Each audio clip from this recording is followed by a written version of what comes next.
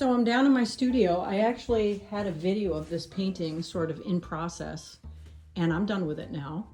I worked on it a whole nother day after the last video that I posted, but this had actually started off as a different painting.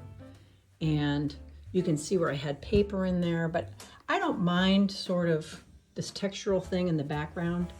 You can see here, there's some leaves in here. So basically what I did, I let the painting dry. It was an oil painting and I let it dry. And then I used a black gesso. You can actually put gesso on top of oil paint I wanted to cover the whole thing up and start from scratch, which is what I did. I kind of like this textural stuff going on in the painting. This is a 36 by 36.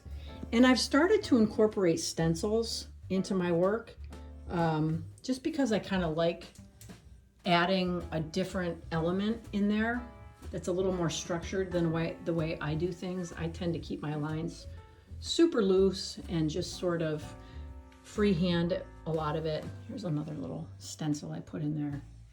Just in places I thought it would look great. I also just finished I use implement paint for the sides here. And the reason that I like to use that on the sides of my paintings, I think I just said it's 36 by 36, but I like to use these wider stretcher bars. Do not buy large paintings with thin stretcher bars because they will warp over time. I never have a certain place I sign my pieces. I sign it where the piece wants to be signed. I thought there was too much going on in that corner, so I decided to do the signature in that corner. There's really no rule for that. Some people always do it on the left or the right. I let the painting decide where that's going to be.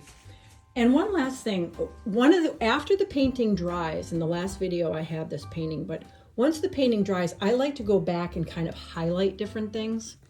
There were certain parts of this painting that it just sort of felt stale to me. So I use a bright white, like here.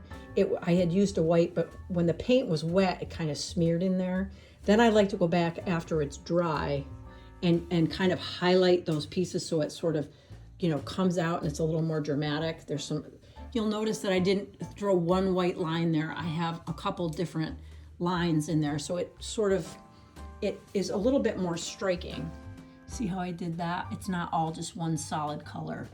And that's what you want to create when you're painting.